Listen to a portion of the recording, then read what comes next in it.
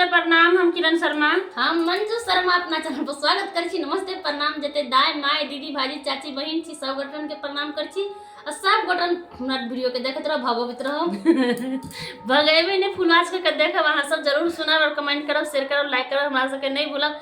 बहुत प्यारा देखो कते लोग सब जरी है जरे वाला जरे के भइल बाटे धुआं, हमारा ऊपर भगवान के दुआ जनता के मिली।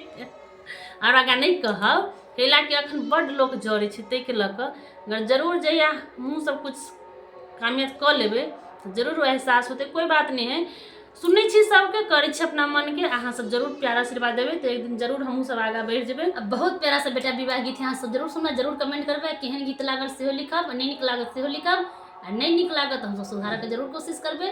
आ निक लागत निक से कमेंट करब। बहुत प्यारा सा गीत यहाँ सब जरूर सुनो, जरूर कमेंट करू, फुलवाच के सुनब। बाबा